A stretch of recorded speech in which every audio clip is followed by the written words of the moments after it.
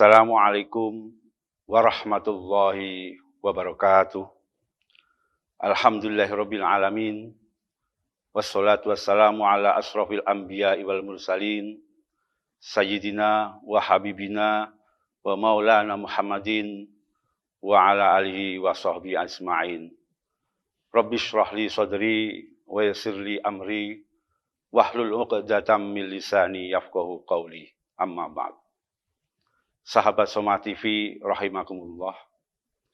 Alhamdulillahirabbil alamin, pada kesempatan kali ini kita bersyukur kehadirat Allah Subhanahu wa taala karena masih diberikan nikmat iman, nikmat Islam, nikmat kesempatan, dan yang paling penting adalah nikmat kesehatan di tengah pandemi COVID-19 ini. Sholawat serta salam semoga tetap tercurahkan kepada baginda Nabi Agung Muhammad SAW yang selalu kita nanti-nantikan syafaatnya di yaumil qiyamah. Amin Allahumma amin.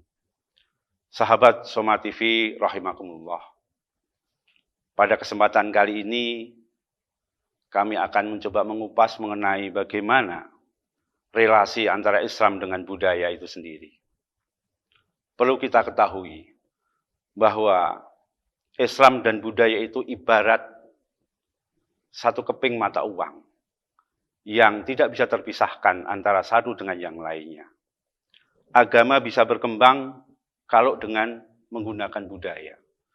Demikian juga budaya akan bisa berkembang dengan baik kalau dilandasi nilai-nilai agama. Dua hal inilah yang mencerminkan bahwa budaya dan agama atau agama dan budaya ini saling bersinergi, tidak bisa dipisahkan antara satu dengan yang lain. Sahabat Soma TV rahimakumullah. Kenapa Islam bertahan kuat sampai saat ini? Karena adanya akulturasi budaya antara budaya dan agama itu sendiri.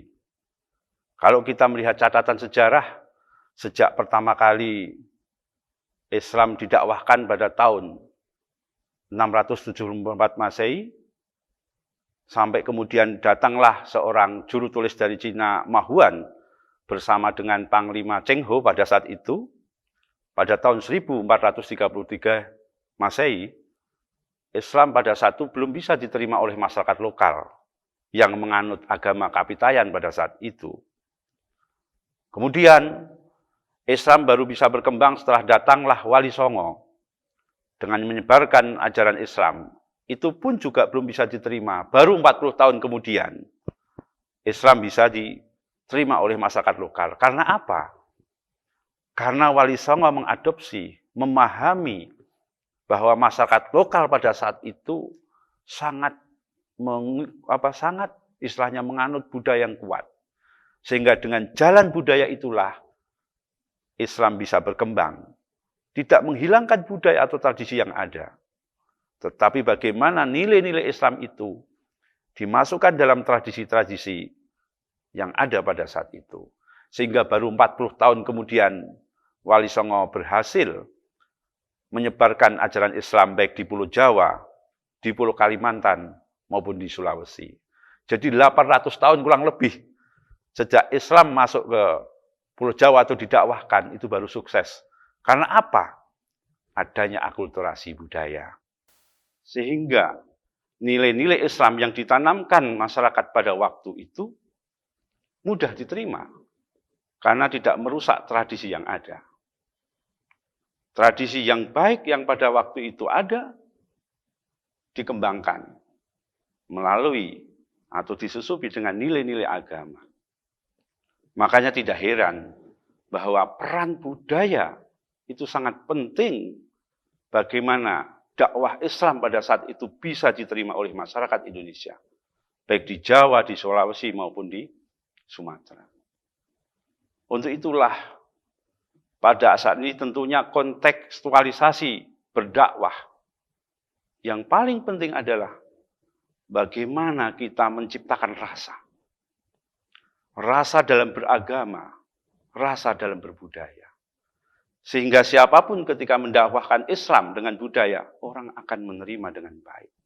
Tanpa menyalahkan satu dengan yang lainnya. Inilah peran budaya. Sampai sekarang, bangsa Indonesia tetap bertahan. Islam tetap bertahan sampai saat ini. Karena beragama berlandaskan budaya. Tengoklah beberapa negara kalau kita melihat sejarah. Seperti negara Kurdi. Ada yang namanya kerajaan Kurdistan. Yang dipimpin oleh seorang raja yang hikmat, namanya Luqmanuddin Ar-Rasyid. Tetapi setelah Luqmanuddin Ar-Rasyid wafat, hancurlah negara itu. Karena hanya berlandaskan Islam ansih. Tidak punya yang namanya sejarah budaya negara itu. Kemudian tengok lagi negara Spanyol. 700 tahun pernah berdiri negara Islam ada di sana. Tetapi setelah itu hancur. Karena apa? Karena negara itu tidak punya yang namanya riwayat sejarah tradisi yang ada di sana. Oleh karena itu, relasi antara agama dan budaya itu sangat penting.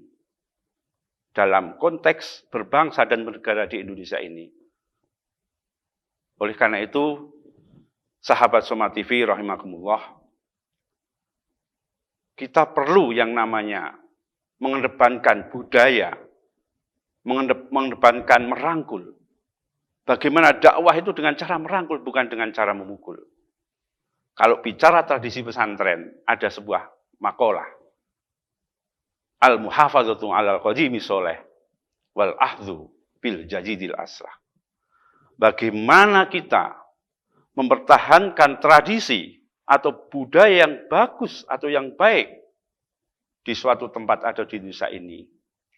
Dengan mencoba untuk melakukan, menggali, mencari inovasi budaya-budaya yang lebih bagus lagi. Nah, konsep inilah yang saya kira sangat penting, sangat bagus untuk dikembangkan dalam kehidupan bernegara saat ini. Bagaimana kita menghormati kepada seluruh pemimpin yang pernah ada. Kebaikannya kita ambil. Ya, kita hilangkan keburukannya. Kita coba mencari inovasi yang baik. Kita mencoba mencari terobosan yang lebih baik. Dalam rangka untuk mencari hal-hal yang baru yang lebih baik untuk meningkatkan kehidupan bernegara dan beragama. Oleh karena itu dalam konteks demikian, setidaknya ada 3 relasi antara agama dan budaya itu sendiri. Yang pertama, ketika agama atau ketika nilai-nilai agama ini dipaksa harus sesuai dengan kultur, maka budaya yang harus bertanggung jawab atau harus berada di depan.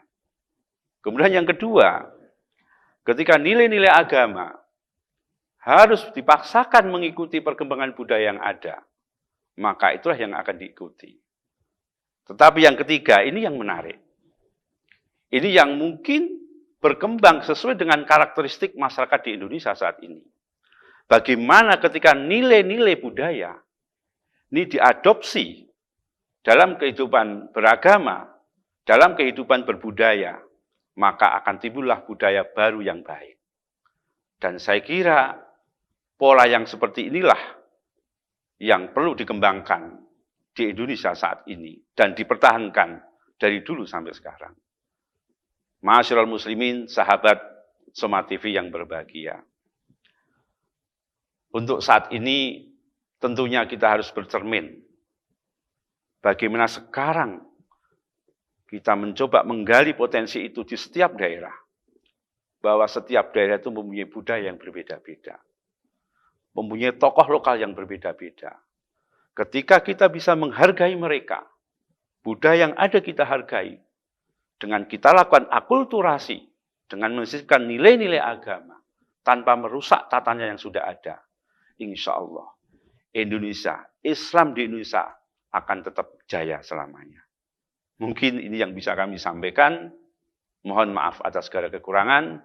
Semoga kita bersama selalu mendapatkan lindungan dari Allah Subhanahu wa Ta'ala. Wallahul muwaffiq ila aqwamit thoriq. Wassalamualaikum warahmatullahi wabarakatuh.